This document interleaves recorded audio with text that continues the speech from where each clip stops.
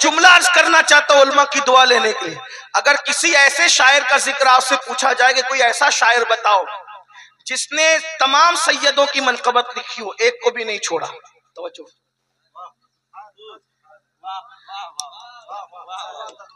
जिसने सारे सैयदों की मनकबत लिखी हो, किसी एक को भी नहीं छोड़ा, वो ऐसा शायर बता दो, तो आप बेफिक्र इमाम अहमद रजा का नाम पेश कर। क्यों? इसलिए कि तेरी नस्ल पाक में बच्चा बच्चा नूर का क़यामत तक सबको समेट लिया। सुभान अल्लाह। अब अगर कोई कहता है कि गरीब नवाज की नहीं लिखी, वारिस पाक की नहीं लिखी, शाह बरकतुल्लाह की नहीं लिखी, फलां की नहीं लिखी, फलां की नहीं, मैंने कहा ये बच्चा बच्चा कौन है? हाय हाय अल्लाह अल्लाह अल्लाह, ये बच्चा बच्चा कौन है और किसके घर का बच्चा बच्चा है? अंदाजा फरमाए। सब बयान कर दिया। बल्कि हुजूर की मिलाद भी एक कसीदा है, सब सिमट आ रहा है। कहते हैं चांद झुक जाता जिधर उंगली उठाते महद में, क्या ही चलता था इशारों पे खिलौना नूर का। चांद को खिलाते थे उंगलियों से, चांद को खिलाते, मैं खेलते नहीं कह रहा हूँ, खिलाते थे। हाँ अच्छा, खिला, क्या बात है। इसलिए कि खेलने वाले और होते, खिलाने वाले। मेरे इमाम ने कहा, मेरे इमाम ने कहा वो खेलने नहीं जाते थे, हदीस में भी खेलने नहीं जाते थे, चांद को खिला। अरे चांद से खेलने वाले तुम हो, खिलाने वाले मुस्तफा। हाय हाय हाय हाय हाय, चंदा मामा कह के सभी खेलते हैं, चंदा मामा कह के सभी खेलते हैं, उंगलियों से जो चांद को खिला दे उसे आमिर का लाल। हाय हाय हाय, चांद झुक जाता जिधर उंगली उठाते महद में, क्या ही चलता था इशारों पे खिलौना, क्या ही चलता था इशारों। और जिन्होंने चाहे वो खेलना लिखा, मैं उन पे कोई क्रिटिसाइज नहीं कर रहा हूँ, ये तो बात के अंदाज में। हाँ, वरना कोई सुनने वाला भी बोले कि ये क्या कह दिया, तो मैंने कहा जान छोड़ो भैया। अच्छा है, हुजूर थे ही ऐसे। वक्त जाता है और जालिम फ्लाइट की याद आती है कि कहीं छूट न जाए। मेरी तो बचाया जी जी, मेरे भाई अल्लाह कफील अम्बर को जज़ाए कहते, उन्होंने नारा भी नहीं लगाया मेरे लिए वक्त बचाने के लिए। अल्लाह अल्लाह जज़ाए खैर दे। नूर भाई ने भी कम पढ़ा, भी आप सुनेंगे, और हजरत अल्लामा सैफुल आलिमी साहब, उनको भी आप सुनिए। एक बात आपसे कहता हूँ, ये जो आपने मिजाज बना रखा है ना कि चंद को सुन के घर चले जाते, ये अच्छी बात नहीं। जब आते हो तो सबको सुना करो। एक बात क्यों सुना करो पता है? बल्कि मैं तो लोगों से कहता हूँ यार मुझे कमरे में बिठा रखा है, जब मैं फ्रेश हो गया हूँ तो मुझे खुद जलसे में ले चलो। अगर लोग तकरीर कर रहे हैं तो क्या मैं नहीं सुन सकता लोगों की तकरीर? अगर तकरीर करने वाला मुझसे उम्र में छोटा होगा तो उसकी हौसला अफजाई होगी कि ये बैठा हुआ है, मैं कर रहा हूँ, और अगर मुझसे बड़ा होगा तो मैं उससे कुछ सीख लूंगा। जिक्र। और ये लालच क्यों है पता है मुझे? ये लालच क्यों? इसलिए कि हुजूर की बारगाह में कौन कबूल हो जाए इसकी कोई गारंटी नहीं। किसके बयान के वक्त, किसकी नात के वक्त, किसकी निजामत के वक्त तो तवज्जो महफिल पे हो जाए, कुछ नहीं कह सकते। इसलिए जो अपनी आदत, हाँ कोई अगर हाजत हो, जरूरत हो तो अलग बात है, लेकिन अगर आते हो फिर हौसला लेके आया करो। मैं तो लोगों से भी कहता हूँ कि 12 बजे जलसा खत्म कर दिया करो ताकि सब लोग साथ में और साथ में जाए। ये क्या कि जब महफिल शुरू होती है तो कोई नहीं होता, महफिल खत्म भी होती है तो कोई नहीं होती। इतना जुल्म कर, और सबसे बड़ा जुल्म बेचारे नाजिम पर होता है। आता है सबसे पहले, जाता है सबसे आखिर। आप जैसा होता है, और उसके बाद फिर हाल भी ये होता है बेचारे का कि उसको कभी कभी जो वो मसरूरन दाद देनी पड़ती है और कभी कभी किसी की हैबत में मजबूरन दाद देनी पड़ती है, लेकिन बहरहाल बेचारे की हालत खराब होती है ना। तो बहरहाल मेरा वक्त जाता है, मैं बात खत्म कर रहा हूँ। बात क्या चल रही थी? अब्दुल्ला नाम का जवान हुजूर को देखता है, आशिक, जवानी शुरुआत की थी, घर के सारे लोग मुनकिरीन इस्लाम थे। देखो इश्क कैसा होता है और इश्क कहाँ पहुंचाता है। लेकिन इश्क कहते किसे, वो सबक सुन लो। हालांकि मुझे भी इश्क के बारे में बहुत मालूमात नहीं है, लेकिन बुजुर्गों जो सुना है वो सुन लो। अल्लाह करे किसी के दिल में बात उतरे, आशिक बन जाओ, आपका भी बेड़ा पार, मेरा भी। मुझे तो इतना समझता है, जिस दिन आशिक बन जाओ, ये जब वो क्या कहते हैं, प्रधान क्या, सियासी लीडर क्या, ये टीचर क्या, ये डॉक्टर क्या, ये खतीब क्या, ये आलिम क्या, ये फाजिल क्या, कोई क्या, जिस दिन आशिक बन जाओगे फरिश्ते भी तुम्हारी ताजीम करेंगे। अल्लाह अल्लाह अल्लाह अल्लाह। अगर फरिश्तों से भी ताजीम की सौगात लेना हो तो आशिक रसूल बनो। मेरे इमाम ने कहा है नकीरैन करते हैं ताजीम मेरी। तवज्जो, नकीरैन, नकीरैन कहते हैं वो फरिश्तों को जो कब्र में सवाल करने आते हैं, क्या कहते हैं? नकीरैन करते हैं ताजीम मेरी। या रसूल अल्लाह, फिदा हो के तुझ पे ये इज्जत मिली। आपकी जब से मैं आप पे फिदा हो गया तो फरिश्ते, जब फरिश्ते ताजीम करे तो कौन ताजीम नहीं करेगा? इसलिए मुसलमानों, इज्जत चाहते हो तो हुजूर से इश्क करो, सच्चा इश्क करो और गैर मशरूत इश्क करो और उनसे जुड़ जाओ। हर वक्त उनका जिक्र करो, उन पे दुरूद पढ़ो, उनकी नाते पढ़ो, नाते सुनो, उनके जिक्र में ऐसे डूब जाओ कि महबूब के सिवा हमें कुछ नजर ना आए और यूं गुनगुनाए, उन्हें जाना उन्हें माना न रखा गए से काम, लिल्लाहिल हम्द में दुनिया से मुसलमान गए। अब्दुल्ला नाम का वो जवान है, इश्क हो गया है, किसी ने घर जाके चुगली कर दी। तवज्जो, किसी ने घर जाके चुगली कर दी, वो तुम्हारा बेटा अब्दुल्ला तो माज़अल्लाह मुर्तद हो गया, यानी अपने मजहब से फिर गया। अब्दुल्ला घर आए। अब्दुल्ला के अब्बा का पहले इंतकाल हो चुका था बचपन में, चचा ने पाला था, माँ ने पाला था। चचा ने कहा अब्दुल्ला, मैंने सुना है कि तू मोहम्मद का दीन कबूल करके मुर्तद हो गया। अब इश्क आ गया था ना दिल में। जिस चचा के आगे हाथ बांध के खड़े रहते थे अब्दुल्ला, कहते चचा मैं बेदीन और मुर्तद पहले था, अब तो मैं दीनदार हो गया। अल्लाह अल्लाह अल्लाह। अब तो दामने मोहम्मदुर रसूलुल्लाह मुझे मिल गया है। अब्दुल्ला को उनके चचा ने खूब मारा, बहुत मारा। एक बात ये भी कहूं, इश्क हो और मारे न जाए, मजा नहीं। हाय हाय हाय हाय। जब इश्क करोगे मारे जाओ, जब इश्क करोगे मारे जाओ, और इश्क में मार खाने का मजा भी अलग है। वो आपको नहीं समझ में, वो आपको नहीं समझ में आएगा। वो बिलाल से पूछो, उवैस से जानो, खुबैब से समझो। हुजूर शेखुल इस्लाम अल्लामा सैयद मदनी मियां मद्दजिल्लाहुल आली ने बड़ी प्यारी बात की। मेरे मुर्शिद इजाजत कहते हैं आए हाय, कोई बिलाल से पूछे, खुबैब से समझे। कोई बिलाल से पूछे, खुबैब से समझे। सजाए उल्फते सरकार का मजा क्या है? सजाए उल्फते सरकार का मजा क्या है? इसमें ताना कोई देता है तो भी मजा आता है, इसमें कोई मारता है तो ही मजा आता है, इसमें कोई मातूब करता है तो भी मजा आता है। इसमें मजे ही मजे हैं। इश्क करके तो देखो।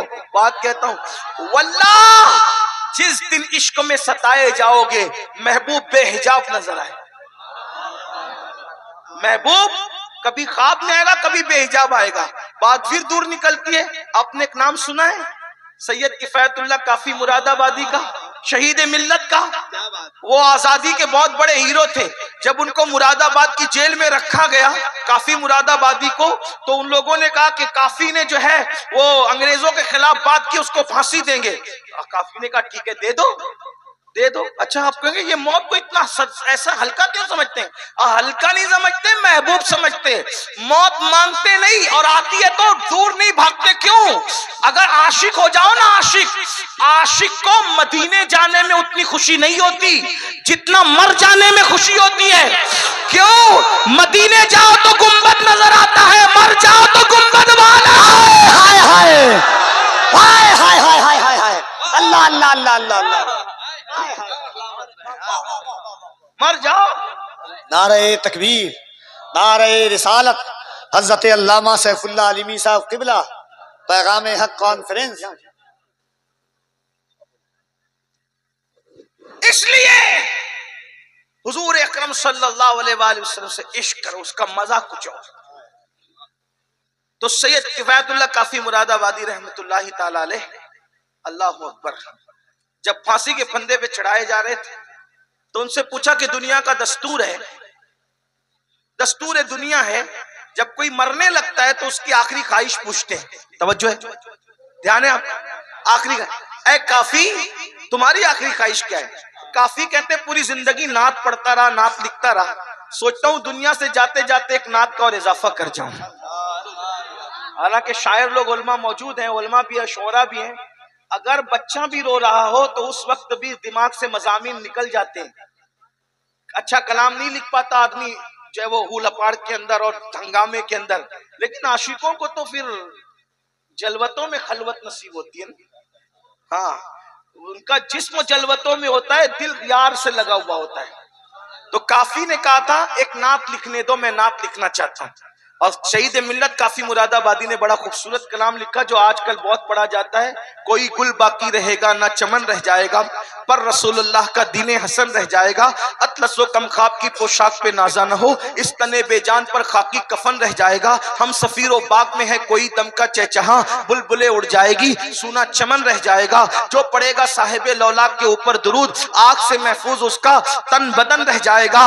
और नामे शाहाने जहां मिट जाएंगे लेकिन यहाँ, नामे शाहाने जहां मिट जाएंगे लेकिन यहाँ, नामे शाहाने जहां मिट जाएंगे लेकिन यहाँ, हश्र तक नामो निशाने पंजतन रह जाएगा, हश्र तक नामो निशाने पंजतन रह जाएगा। और सब फना हो जाएंगे काफी वो, लेकिन हश्र तक नाते हजरत का जबानों पर सुखन रह जाएगा।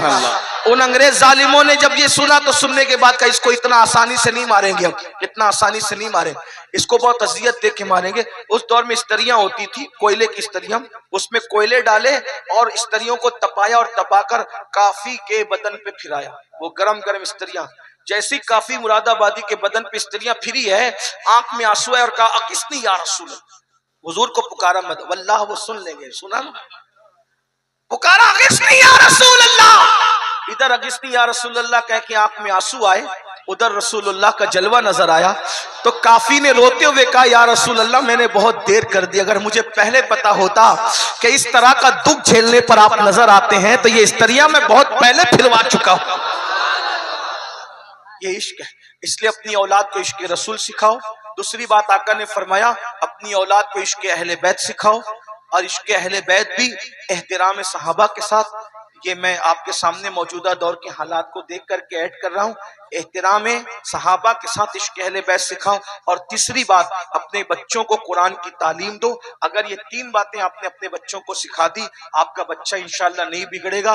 लेकिन इतना बड़ा मजमा बैठा है, इसमें 80% लोग होंगे इल्ला माशाल्लाह कि उन्हें कुरान देखकर भी पढ़ना नहीं आता होगा। सोचो, हमारे बुजुर्गों ने, सूफिया ने कहा जो कुरान पढ़ना नहीं सीखेगा, जब कयामत के दिन वो उठेगा तो अंधा उठेगा। कम से कम खुद भी कुरान सीखो, अपने बच्चों को भी कुरान सिखाओ। बहनों से कहता हूँ वो भी कुरान सीखे, अपने बच्चों को कुरान सिखाएं। तीन बातें, इश्क रसूल, इश्क अहलुल बैत और कुरान मुकद्दस की तालीम। और साथ ही साथ मेरी गुजारिश है, दीनी तालीम के साथ अपने बच्चों को दुनियावी तालीम भी सिखाओ। देखिए, हमारे कुछ हिंदुस्तान के इलाके बड़े पिछड़े हुए इलाके हैं। पिछड़े होने की वजह यह है कि वहाँ तालीम नहीं है, तालीम नहीं है। अपने बच्चों को देखो, 8 घंटे की बजाय 16 घंटे मेहनत करना पड़े तो 16 घंटे मेहनत करो, लेकिन किसी बच्चे को अनपढ़ मत रहने दो, किसी बच्ची को अनपढ़ मत रहने दो। 10वीं 12वीं IAS IPS doctor engineer teacher आला से आला डिग्रियां अपने बच्चों को दिलाओ, इसलिए कि इसी में आपके लिए, हमारे लिए आफियत और इज्जत है। अगर जमाने के साथ चलना है, तालीम पे मेहनत करनी पड़ेगी। अपने खर्चों को कम करो, अपने अखराजात को कम करो और तालीम को प्रायोरिटी देने की कोशिश करो, तालीम को अहमियत दो। देखो, आप में के बहुत सारे लोग दिल्ली में काम करते होंगे, कलकत्ता में काम करते होंगे, सऊदी में काम करते होंगे, मुंबई में काम करते होंगे, इसी तरह दुबई में काम करते होंगे, अलग अलग मुल्कों में। ये नौबत क्यों आती है पता है? ज्यादातर लोगों को कोई बर्तन धुल रहा है, कोई चाय के कप धुल रहा है, ये सब क्यों होती है नौबत? इल्म नहीं होने की वजह से। तालीम हासिल करो, तालीम हासिल करोगे तो लोगों की जरूरत बनोगे, लोगों पे बोझ मत बनो, लोगों की जरूरत बनो। पैसों को जाय मत करो, फजूल खर्ची मत करो, बल्कि पैसे बचा कर। बहनों से भी कहता हूं कि अपने बच्चों को पढ़ाने के लिए जितनी तकलीफ उठानी पड़े उठाओ। साल में 4 ड्रेस बनाने की बजाय एक ही लिबास पर इक्तिफा करो ईद के मौके पर, लेकिन अपने बच्चों को तालीम दो। 10 साल अगर आप बच्चों की तालीम पे मेहनत कर लोगे, आगे का पूरा वक्त इंशाल्लाह आपका ही होगा। इसलिए मेरी गुजारिश है, तालीम पर खास तवज्जो होनी चाहिए। और जैसे जैसा कि मैंने कहा था कि अभी आपको बैठना है, भाई नूर मुजस्सम साहब भी नात पढ़ेंगे और हजरत अल्लामा सैफुल्लाह अलीमी साहब का खिताब भी होगा, इसलिए आपको जाना नहीं है। इस तरह की महफिल सजाने के लिए महीनों मेहनत करनी पड़ती है, तब ऐसी महफिलें सजती है। अगर आप उठ करके चले जाते हो तो कितने लोगों को अजियत पहुंचती है, कितना पैसा खर्च होता है। इस तरह ना किया करो, बैठा करो, इतनी देर बैठे, एक आध घंटा और बैठ लो, 1.5 घंटा और बैठ लो, क्या जाता है। हमारे बुजुर्गों ने दिल तोड़ने से बचने के लिए नफिल रोजे तोड़ दिए कि भाई चलो रोजा तोड़ दिया, नफिल तो कल कजा कर लेंगे, लेकिन दिल टूटा तो कब कजा करेंगे। ये इतनी इतनी दूर से, कोई 1000 किलोमीटर से आया, कोई 1500 किलोमीटर से आया, और आप 1 घंटे की कुर्बानी नहीं देंगे, नहीं सुनेंगे तो क्या होगा। तो इसलिए मेरी गुजारिश आप सबसे सुने, मैं रुकता, मैं खुद भी बैठता, लेकिन चूंकि हमें जब वो मौलाना की 6:25 की फ्लाइट है, मेरी 6:40 की है और कलकत्ता पहुंचना है, इसलिए हम आपसे इजाजत लेते हैं। सब यहीं बैठे रहेंगे, कोई किसी दौड़ भाग नहीं करेगा, मिलने की कोशिश नहीं करेगा। मुसाफा करने से बेहतर है आपके लिए इस वक्त जिक्र रसूल सुनना और तालीम का हासिल करना, यह आपके लिए बेहतर है। कोई उठ के नहीं जाए। मिंबर वालों से मेरी गुजारिश है, आपकी अजमत सराखों पर, आप भी नहीं उठे, आप भी बैठे रहें, मजमे को खराब ना करें। जैसा जमा मजमा वैसे ही जमा रहने दे। गुफ्तगू के दरमियान अगर कोई गलती हो तो अल्लाह माफ फरमा दे। ऐ इश्क तेरे सदके जलने से छुटे सस्ते, जो आग बुझा देगी वो आग लगाई है, उन्हें जाना उन्हें माना, न रखा गैर से काम। लिल्लाहिल हम्द, मैं दुनिया से मुसलमान गया। अस्तगफिरुल्लाह रब्बी इन्ना रब्बी लगफूरुर रहीम व मा अलैना इल्लल बलाग। अस्सलामु अलैकुम रहमतुल्लाह।